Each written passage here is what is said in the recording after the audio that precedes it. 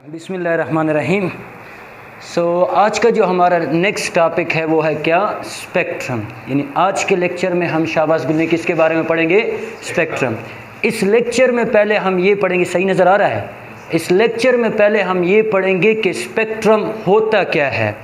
दूसरी चीज़ हम ये पढ़ेंगे कि टाइप्स ऑफ स्पेक्ट्रम, कितने टाइप्स का स्पेक्ट्रम होता है। तीसरी चीज़ हम ये पढ़ेंगे कि एक होता है एब्जॉर्प्शन स्पेक्ट्रम और एक होता है एमिशन स्पेक्ट्रा। एक क्वेश्चन पूछा जाता है अक्सर औकात कि why emission spectra is difficult to study compare to that of absorption spectra. और प्रीवियस ईयर MDK MCQs भी क्या करेंगे, यहाँ से करने की कोशिश करेंगे। फर्स्ट गुलने आप लोग के पास आता है कि व्हाट इज़ स्पेक्ट्रम। स्पेक्ट्रम हम किसे कहते हैं?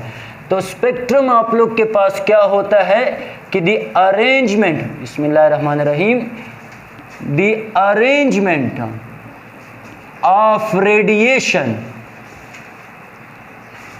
इन ascending or descending order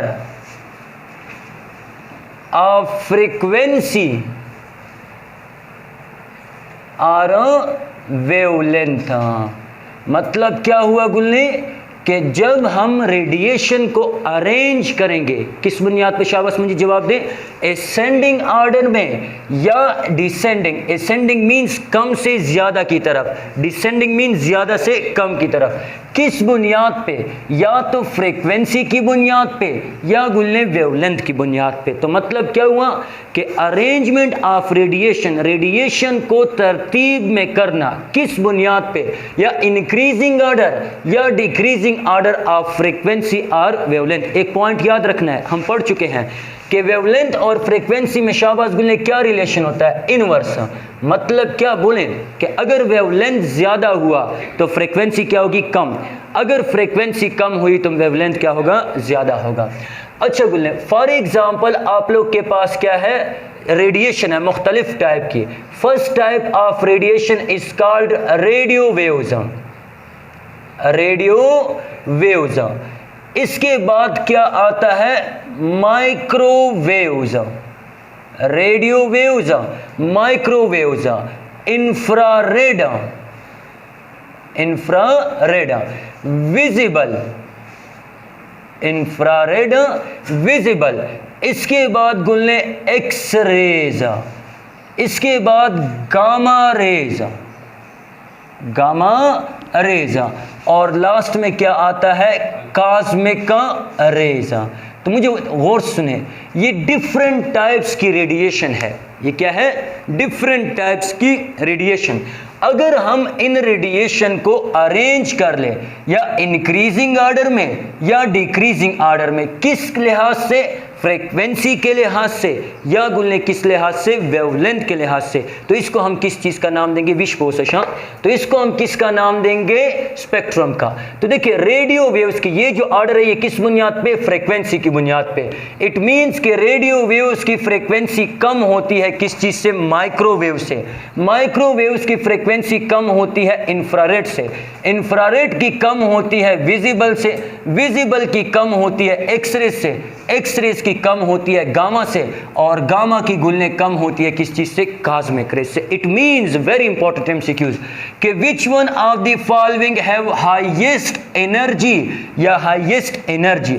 तो देखिए गुलने इसकी फ्रीक्वेंसी क्या है, हाईएस्ट। और हमने ये भी पढ़ा है प्लंक्स क्वांटम थ्योरी में कि energy is directly proportional to शाबाश गुलने फ्रीक्वेंसी।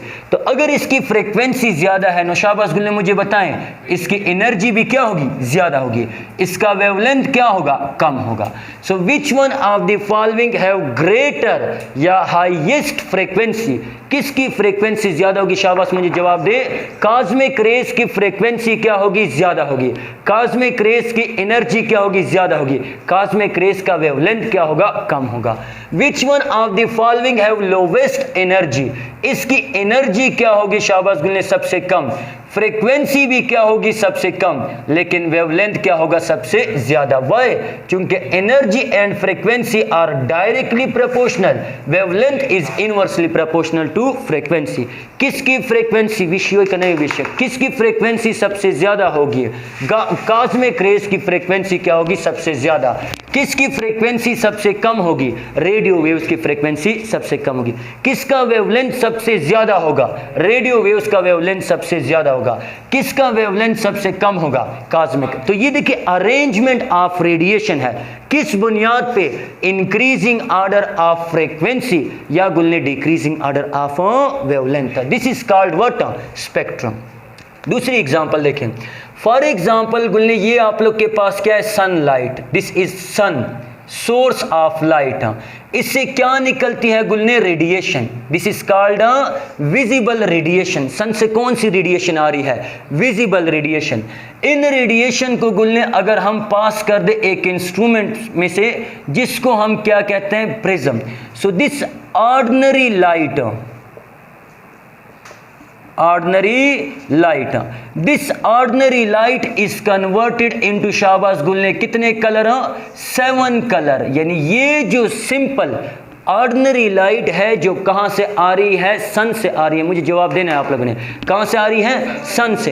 ये एक कलर की दिखती है, लेकिन असल में गुलने ये कितने कलर की होती है? 7। हमें कैसे पता चलता है? जब हम इस रेडिएशन को पास करते हैं, किस में से? प्रिज्म में। This is prism. ये क्या होता है? प्रिज्म। मैं आपको दिखाऊंगा थोड़ी देर बाद, यहां पे तो सनलाइट नहीं है, कि ऑर्डिनरी लाइट को ये प्रिज्म क्या करता है? 7 कलर में डिस्ट्रीब्यूट करता है। तो एक कलर क्या होता है? शाबाश गुलने, वायलेट, दूसरा इंडिगो, तीसरा ब्लू, फिर येलो, फिर ऑरेंज, फिर आप लोग के पास वेब गियार, यहां पे ग्रीन, यहां पे येलो, यहां पे ऑरेंज, और यहां पे क्या होता है? रेड। तो देखिए गुलने, रेडिएशन अरेंज हो गई, यानी इसको मैं कैसे लिख सकता हूं? वेब गियार। रेडिएशन अरेंज हो गई किस बुनियाद पे? या तो इंक्रीजिंग ऑर्डर पे या डिक्रीजिंग। इसका मतलब ये कि अगर गुलने, listen to me very carefully, अगर मैं वायलेट से जा रहा हूं किसकी तरफ? रेड की तरफ, तो वेवलेंथ क्या होता है? इंक्रीज होता है। जब वेवलेंथ इंक्रीज होगा तो फ्रीक्वेंसी क्या होगी? डिक्रीज। फ्रीक्वेंसी कम तो एनर्जी क्या होगी? कम होगी। इट मींस कि सबसे ज्यादा वेवलेंथ किस कलर का होगा? टोले ना ज्योत वेवलेंथ पदे किम कलर भी? रेड कलर का वेवलेंथ सबसे ज्यादा विजिबल कौन सा कलर होता है? शाबाश, रेड कलर होता है। क्यों?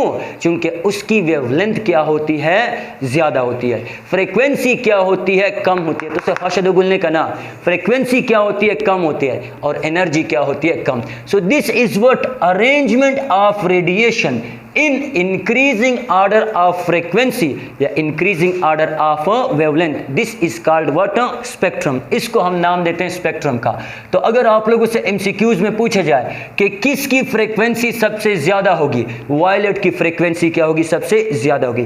किसकी एनर्जी सबसे ज्यादा होगी? वायलेट की एनर्जी क्या होगी? सबसे ज्यादा होगी। किसका वेवलेंथ सबसे? विच one of the following have greater wavelength? किसका वेवलेंथ सबसे ज्यादा होगा? रेड का वेवलेंथ क्या होगा? सबसे ज्यादा होगा। किसकी energy? Which one of the following have greater energy? Violet की एनर्जी क्या होगी? सबसे ज्यादा होगी। सो दिस इज व्हाट शाबाश गुलने स्पेक्ट्रम। स्पेक्ट्रम के लिए जो इंस्ट्रूमेंट हम यूज करते हैं इसको हम क्या कहते हैं? प्रिज्म। प्रिज्म गुलने क्या होता है?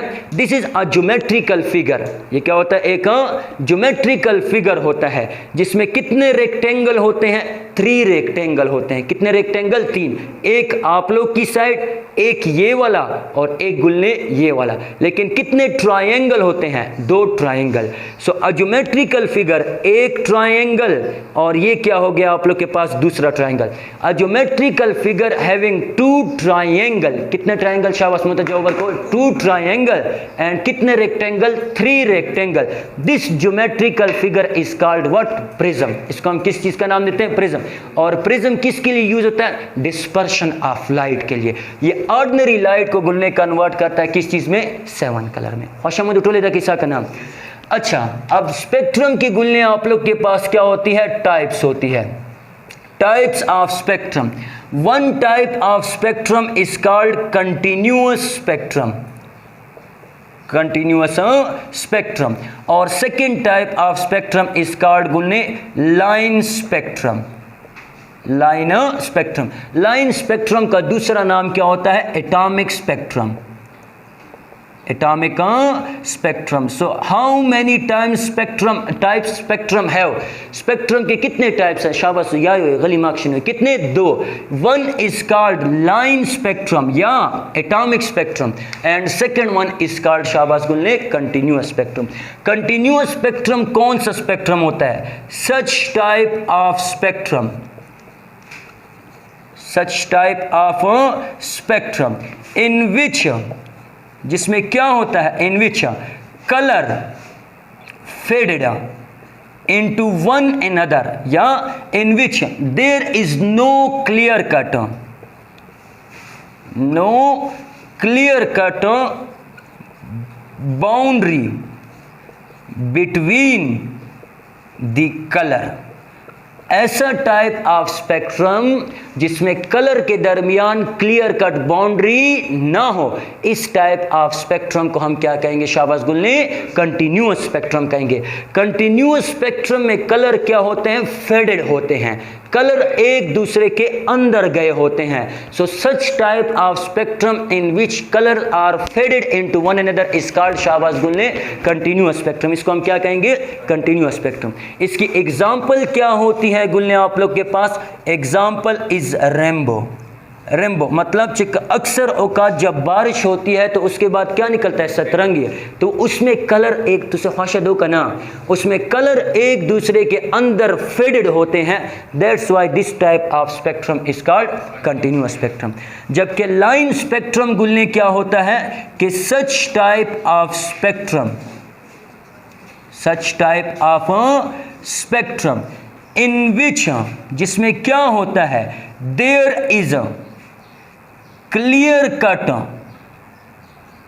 Cut boundary between the colour. Such type of spectrum जिसमें कलर के दरमियान क्लियर कट बाउंड्री नहीं होगी, इसको हम क्या कहेंगे? कंटिन्यूअस। जिसमें कलर के दरमियान बाउंड्री होगी, इसको हम क्या कहेंगे? शाबाश गुल्ले लाइन स्पेक्ट्रम। एटॉमिक स्पेक्ट्रम इसको हम क्यों कहते हैं? क्योंकि इसको कौन शो करता है? एटम शो करता है। This type of spectrum is shown by atom, that's why this is called, हमारा मुतवज्जो को है, this is called line spectrum या एटॉमिक स्पेक्ट्रम। लाइन स्पेक्ट्रम गुल्ले फर्दर 2 टाइप का होता है। One is called line absorption, one is called line absorption and second one is called line emission। यानी लाइन स्पेक्ट्रम या एटॉमिक स्पेक्ट्रम 2 टाइप का होगा। One is called शाबाश गुल्ले line absorption and second one is called शाबाश गुल्ले line emission. Line absorption जिसमें क्या होती हो गुल्ले? एब्जॉर्प्शन होती हो। लाइन एमिशन जिसमें क्या होती हो? एमिशन होती हो। क्योंकि अभी हमने कहा कि ये कौन शो करते हैं? शाबाश गुल्ले एटम शो करते हैं। तो फॉर एग्जांपल ये ऑर्डिनरी लाइट आ रही है, रेडिएशन आ रही है, ये क्या है? इलेक्ट्रॉन। इलेक्ट्रॉन को जब एनर्जी मिलेगी तो ये क्या करेगा? शाबाश गुल्ले एक्साइटेड स्टेट में जाएगा। This is called excitation. No देखिए ये रेडिएशन क्या कर रहा है? एब्जॉर्ब कर रहा है कि नहीं? मुतवज्जो कोई गुल्ले, रेडिएशन क्या कर रहा है? एब्जॉर्ब कर रहा है। सो इससे जो स्पेक्ट्रम आएगा, इस स्पेक्ट्रम को हम क्या कहेंगे? Line absorption spectrum. लाइन क्यों कहते हैं? क्योंकि कलर क्या होते हैं गुल्ले? सेपरेट होते हैं। कलर के दरमियान क्या होती है? बाउंड्री होती है। एब्जॉर्प्शन क्यों कहते हैं? क्योंकि यहाँ पे रेडिएशन क्या होती है? एब्जॉर्ब होती है। तो इसमें क्या होता है? It have wide background, it have a bright white background या it have dark line, dark line on bright background. इसका बैकग्राउंड क्या होता है गुल्ले? ब्राइट होता है। ब्राइट, ब्राइट मीन्स वाइट होता है। इसका बैकग्राउंड क्या होता है गुल्ले? वाइट होता है। लेकिन इस वाइट बैकग्राउंड पे क्या कौन सी लाइन आती है? डार्क लाइन आती है। कौन सी लाइन? शाबाश बोले डार्क लाइन। तो अगर कोई ऐसा स्पेक्ट्रम आप लोग को मिल रहा है जिसका बैकग्राउंड क्या होगा? वाइट होगा, ब्राइट होगा। क्या? ब्राइट। लेकिन उसके ऊपर कौन सी कलर लाइन आए? डार्क लाइन आए, तो इसको हम क्या कहेंगे? Line absorption. अब देखिए इस इलेक्ट्रॉन ने, मुतरुक वाले, इस इलेक्ट्रॉन ने एनर्जी को गेन किया तो ये हायर एनर्जी लेवल में चला गया। अगर ये इलेक्ट्रॉन गुल्ले इस एनर्जी को क्या करे, रिलीज करे, तो this is called emission. Absorption means absorb करना, एमिशन मींस खारिज करना। तो अगर एनर्जी को खारिज करे तो शाबाश गुल्ले इलेक्ट्रॉन हायर एनर्जी लेवल से आएगा किस चीज में, लोअर एनर्जी लेवल में। This type of spectra is called line emission. तो से विषय गुल्ले का नहीं होगा, इस टाइप ऑफ स्पेक्ट्रम को हम क्या कहेंगे, कसोइदा लाइन। लाइन का वर्ड हम इसलिए यूज कर रहे हैं क्योंकि कलर के दरमियान क्या होगा, गैप होगा। एब्जॉर्प्शन रेडिएशन को एब्जॉर्ब करेगा, एमिशन रेडिएशन को क्या करेगा, शाबाश गुल्ले एमिट करेगा। सो इसका क्या होता है, इसका आप लोग के पास dark background, dark background with white या ब्राइट लाइन। इसमें बैकग्राउंड क्या होगा गुल्ले, डार्क होगा। ये ऐसे बैकग्राउंड क्या होगा, शाबाश डार्क बैकग्राउंड होगा। डार्क बैकग्राउंड पे आप लोग के पास कौन सी लाइट आएगी, शाबाश गुल्ले, वाइट लाइन जो है वो अपीयर होंगे। So such type of spectrum is called what, line emission spectrum. तो दो बातों का ख्याल रखना, देखिए ये वाइट लाइन इसमें आ गई, तो दो बातों का ख्याल, लाइन एब्जॉर्प्शन में बैकग्राउंड क्या होगा, ब्राइट, उस पर कौन सी लाइन आएंगी, शाबाश गुल्ले, डार्क लाइन आएंगी। जबकि लाइन एमिशन में जो बैकग्राउंड होगा वो क्या होगा, डार्क होगा, लेकिन इस पे कौन सी लाइट आएगी, white light. So first is a prism, arrangement of radiation in ascending or descending order of frequency or radiation. Prism हम यूज करते हैं for the dispersion of light, तो इसमें कलर क्या हो जाते हैं, शाबाश गुल्ले, डिस्पर्स हो जाते हैं। स्पेक्ट्रम दो टाइप का, कंटिन्यूअस जिसमें कलर के दरमियान गैप ना हो, कलर एक दूसरे में क्या होते हैं, फेडेड होते हैं। लाइन जिसमें कलर के दरमियान क्या हो, स्पेस होता है, कलर एक दूसरे में फेडेड नहीं होते हैं। लाइन एब्जॉर्प्शन जिसका बैकग्राउंड क्या होता है, ब्राइट बैकग्राउंड होता है, वाइट, लेकिन उसके ऊपर कौन सी लाइन आती है, ब्लैक लाइन आती है। जबकि लाइन एमिशन में जो बैकग्राउंड होता है वो क्या होता है, ब्लैक बैकग्राउंड होता है, और उस पर कौन सी लाइन आती है, ख्वाशमदुगुलने का नाम। This is line absorption and line emission spectrum दा का नशली डाले को। अब एक क्वेश्चन अक्सर औकात आप लोगों से पूछा जाता है कि why emission spectra, why emission spectra is difficult to study,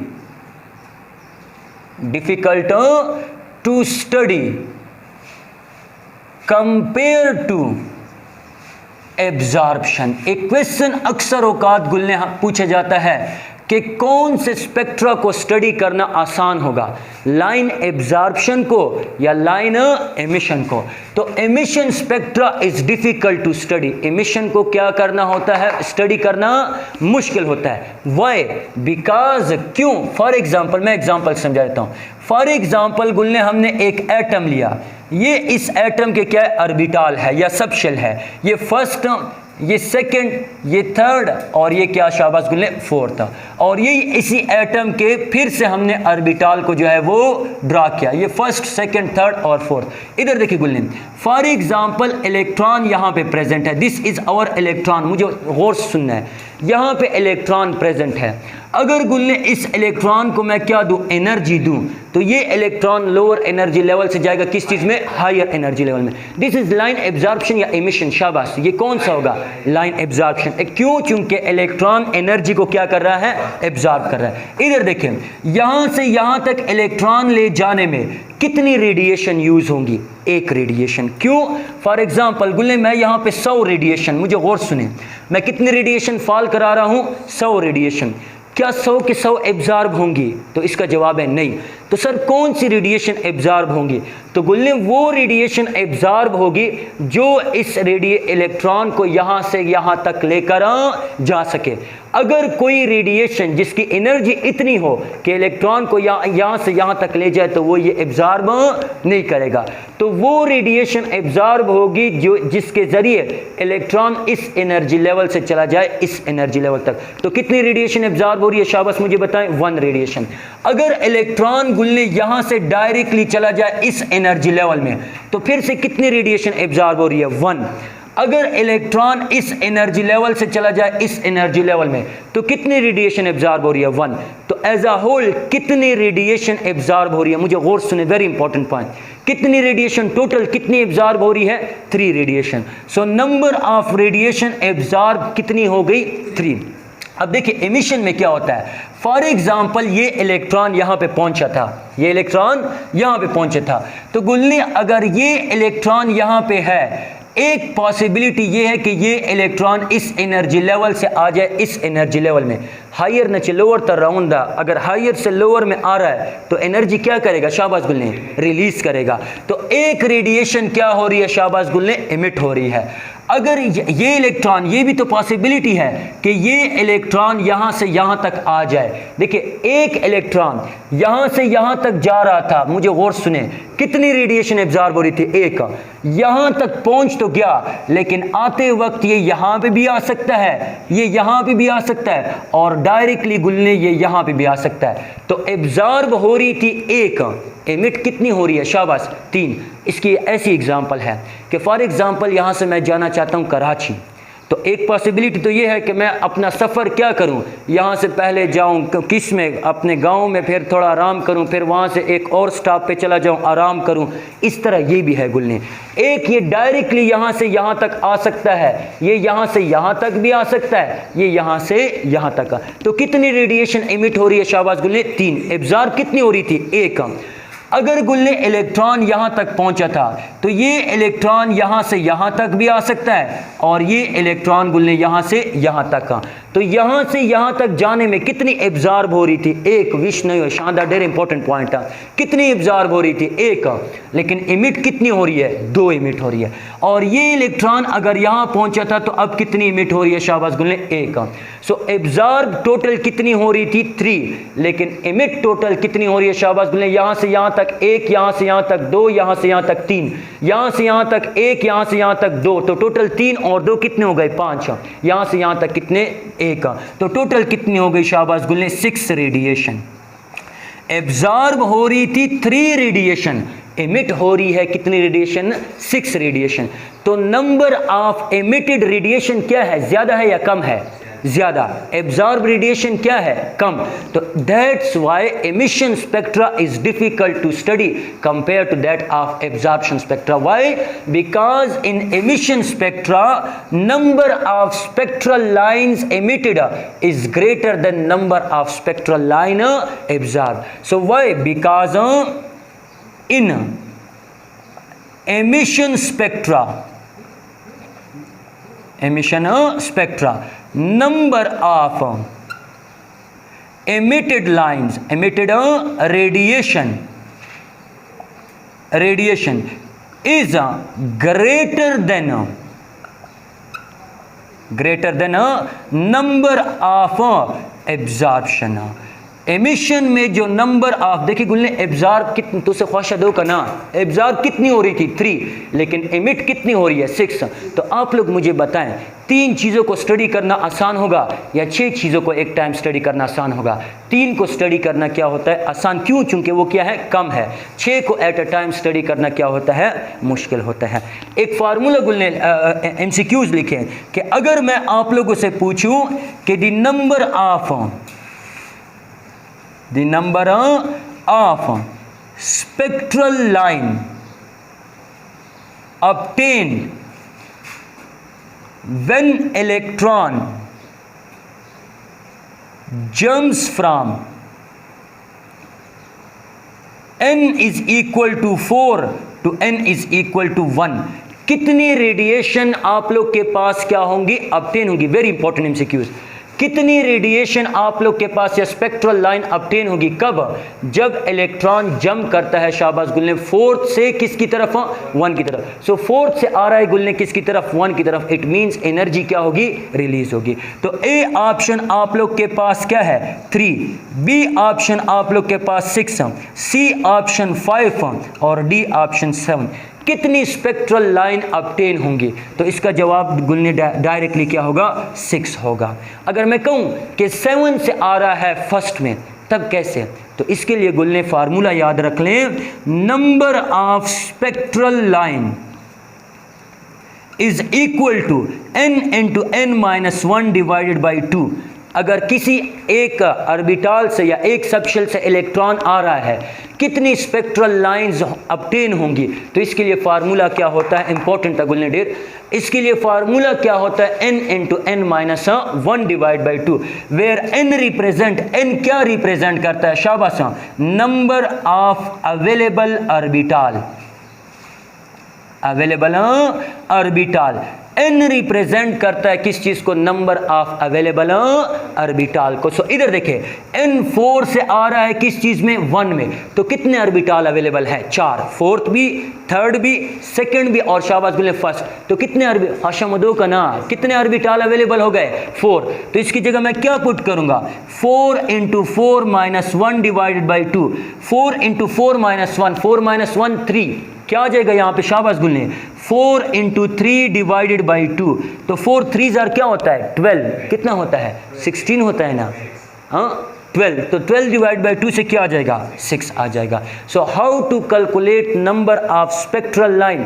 number of spectral line calculate करने का फार्मूला क्या होगा? n into N minus 1 divide by 2, where n represent, शाबाश गुले, नंबर ऑफ अवेलेबल ऑर्बिटल। जितने अवेलेबल ऑर्बिटल होंगे वो value आप लोगों ने क्या करनी है? यहाँ पे पुट करनी है। तो इससे आप लोग के पास क्या आ जाएगा? शाबाश गुले, नंबर ऑफ स्पेक्ट्रल लाइन। अब मैं आप लोगों से पूछता हूँ कि 7 से आ रहा है फर्स्ट में, 7 से आ रहा है फर्स्ट में, तो कितनी स्पेक्ट्रल लाइन ऑब्टेन होंगी? तो अवेलेबल ऑर्बिटल कितने हो गए? 7 भी, 6 भी, 5 भी, 4 भी, 3 भी, 2 भी, 1 भी। तो कितने अवेलेबल ऑर्बिटल हो गए? शाबाश बिल्ले मुझे बताएं। 7। तो 7 into 7 minus 1 divide by 2। 7 minus 1 से 6 मल्टीप्लाई बाई 7 42, 42 डिवाइड बाई 2 से क्या आ जाएगा? 21 आ जाएगा। समझ दो, 42 डिवाइड बाई 2 से क्या आता है? 21 नहीं आता। So number of spectral line obtain that is equal to, शाबाश, 21। So this is about spectrum. ये आप लोग के पास किसके बारे में था? शाबाश गुल ने स्पेक्ट्रम के बारे में था कि व्हाट इज स्पेक्ट्रम।